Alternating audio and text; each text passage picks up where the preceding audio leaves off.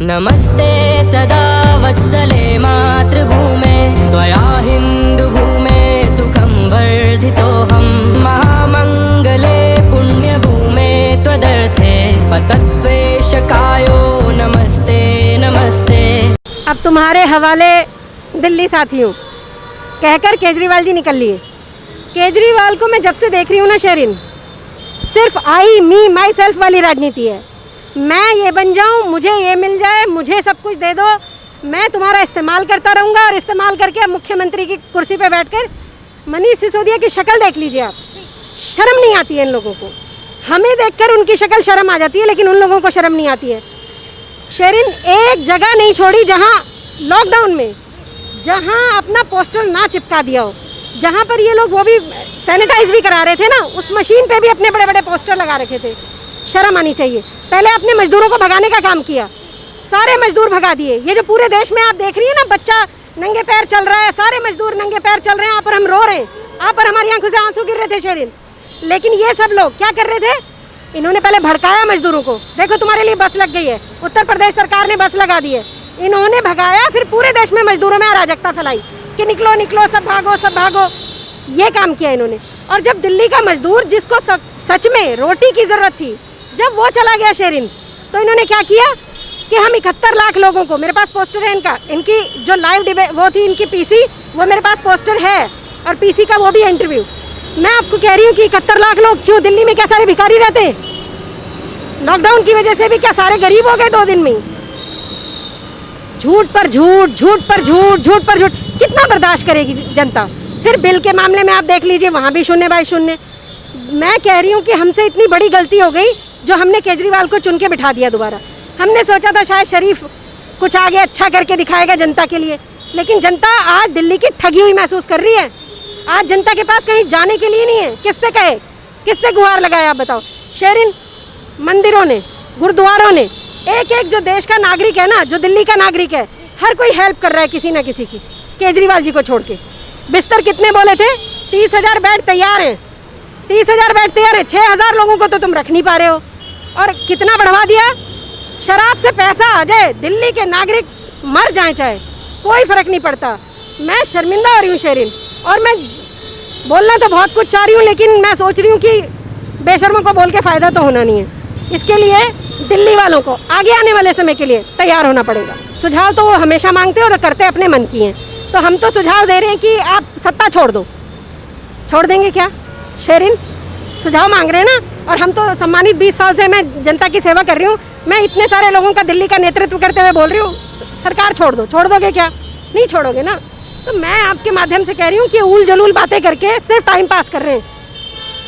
इन्होंने महामारी के समय भी जनता को ठग लिया, और अब 5,000 करोड़ रुपया भी सरकार से। मैं कह रही हूँ सरकार ही 5,000 करोड़ दे, जनता इनको पैसा दे, जनता ही इनको सारी चीज़ें दे, जनता ही खाना दे दे, जनता ही इनका बिजली का बिल भराए, जनता ही किराया माफ़ कर दे। तो फिर आपको क्यों बिठाया? आपको किस लिए बिठाया शेरिन? फिर तो मुझे लगता है केजरीवाल को माफ़ी मांगनी चाहिए और सत्ता छोड़ के चले जाना चाहिए। इससे पहले दिल्ली की जनता बाहर सड़कों पर आकर इनके खिलाफ नारेबाजी करे, इससे पहले इन्हें सत्ता छोड़ के खुद ही माफ़ी मांग के चले जाना चाहिए। देश की बात अगर मैं करूं तो कुछ जो साउथ के सीएम से सीख लेनी चाहिए। साउथ के सीएम ने कहा, ये जो गरीब मजदूर है, आपने मेरे राज्य को बनाया है, आप यहीं रहिए, मैं आपको खाना पानी सब चीज़ प्रोवाइड कराऊंगा। फिर मैं उत्तर प्रदेश को देखती हूँ, योगी जी ने खुद खाने की क्वालिटी अच्छी हो, कैसे जन जन तक पहुँचे। यहाँ कितनी जनसंख्या है शेरिन? 2 करोड़। 2 करोड़ में 1 करोड़ को तो आपने भगा ही दिया। और वहाँ पर कितनी है? 23 करोड़, 22 करोड़ से भी ज़्यादा। तो आप एक बात बताइए, वो 23 करोड़ वाला सबको संभाल ले रहा है, 1 करोड़ नहीं संभाले गए आपसे?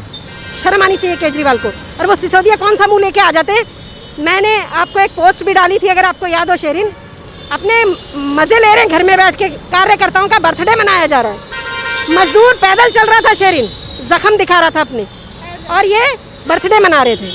तो फिर मैं ऐसे आदमी से, ऐसे उप मुख्यमंत्री और मुख्यमंत्री से क्या उम्मीद लगाऊंगी शेरिन? माफ़ी मांगो केजरीवाल जी, आपके माध्यम से कह रही हूँ शेरिन में, माफ़ी मांगो, दिल्ली की सत्ता छोड़ो। जनता को ही जब सब कुछ करना है संभाल लेंगे हम ही, सत्ता भी हम ही संभाल लेंगे, क्या दिक्कत है उसमें शेरिन? माफ़ी मांगनी चाहिए उनको।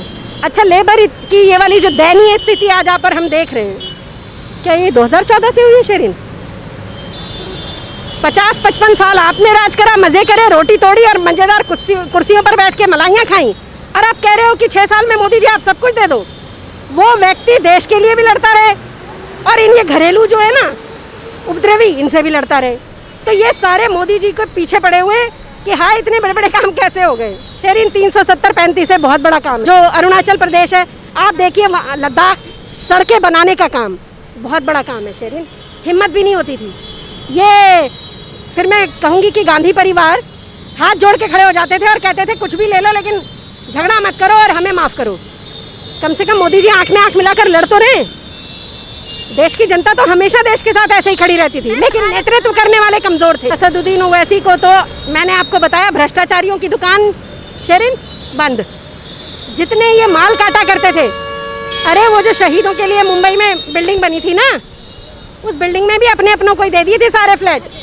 तो आप इनकी क्या बात सुनती हैं? आप इनकी बात सुनना बंद कर दीजिए।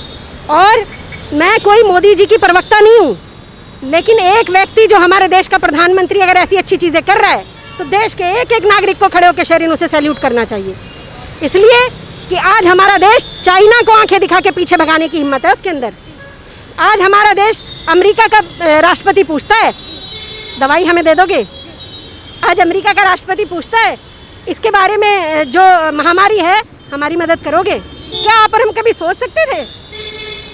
शेरिन थोड़ा पहले टाइम याद करिए, क्या कहते थे सारे लोग? भारत भी उनकी तरफ ही देखता था, अमेरिका की तरफ, कि क्या हो रहा है, क्या कहीं हमें कुछ सहूलियत अमेरिका से मिल जाए। आज अमेरिका हमारी तरफ देख रहा है, आज हर देश हमारी तरफ देख रहा है। तो मैं ऐसे प्रधानमंत्री को नमन नहीं करूं, ऐसे प्रधानमंत्री को सैल्यूट नहीं करूं? फिर कहोगे कि मुसलमान हैं, मोदी जी की वाह वाह करती हैं। अरे मेरे प्रधानमंत्री ने, मेरे देश का प्रधानमंत्री मेरा प्रधानमंत्री भी है ना शेरिन, मुसलमानों का प्रधानमंत्री भी है। तो ये हर व्यक्ति को समझना होगा कि यहाँ हिंदू मुसलमान की बात नहीं है, यहाँ देश की बात है। यहाँ सबको एकजुट होना पड़ेगा। मैं तो हमेशा जय हिंद और जय हिंद की सेना कहती रहती हूँ शेरिन। और जब से मोदी जी आए आप देखिए किसी को पनपने नहीं दिया है। कश्मीर में आप देख रही हैं कैसे बदलाव आया है। हर वक्त 2-2 मिनट पे आतंकवादी कूद के कुछ भी कर जाया करते थे और आप पर हम रोते रह जाया करते थे। आज हमारी सेना उन्हें मुंह तोड़ जवाब देती है, उनका वहीं ढेर कर देती है। तो सेना को तो जितना सैल्यूट किया जाए और नमन किया जाए कमी है। लेकिन शेरिन ये जो भीतरी है ना, भीतरी उपद्रवी और आतंकवादी, जो मैं हमेशा कहती हूँ आपके माध्यम से, किस किस से लड़ोगे आप? मैं इसीलिए आपके माध्यम से सरकार से कहती हूँ इन पर अंकुश लगाना बेहद ज़रूरी है। पहले इनको सुधारिए। आप देख रही हैं आज अमेरिका में क्या हो रहा है। तो ये हाँ, वो जो ब्लैक के लिए सारा कुछ उपद्रव देख रही है ना, वो असदुद्दीन ओवैसी छापटाई वहाँ पर भी हैं जो सरकार को कमज़ोर करने का काम करते हैं। तो ऐसे लोगों पे अंकुश लगाना ज़रूरी है। और असदुद्दीन ओवैसी से मैं आपके माध्यम से पूछ रही हूँ शेरिन, ये लॉकडाउन जितने दिन रहा है मुसलमानों के अलावा किसी और की मदद करी है? रमज़ान में सिर्फ मुसलमान के घर ही खजूर भेजा है, किसी हिंदू भाई के घर कुछ भेजा है? तो ज़रा लिस्ट भेज दें मुझे। ये मैं देख कर बताती हूँ हर एक चीज़। यहाँ पर भी ऐसा ही रहा। यहाँ पर भी केजरीवाल जी ने सिर्फ एक तरफा मदद की, जो वोट बैंक था उनका। वोट बैंक से कब उभरोगे जनाब आप? कब आप ऊपर उठोगे वोट बैंक से? देश के लिए सोचो। एक प्रधानमंत्री अगर देश के लिए अच्छा कर रहा है, सारे देश के मुख्यमंत्रियों को खड़े होकर नतमस्तक होना चाहिए उसे। और मैं आपके माध्यम से बता रही हूँ, हम सब पूरा देशवासी एक एक जन चाइना के भी खिलाफ खड़ा है आज। और चाइना की चीज़ों का बहिष्कार मैं आपके माध्यम से कह रही हूँ शेरिन, आप भी बहिष्कार करिए। और प्यारा हिंदुस्तान के माध्यम से मेरी आवाज़ जन जन तक पहुँचाइएगा। चाइना के सामान का बहिष्कार करिए।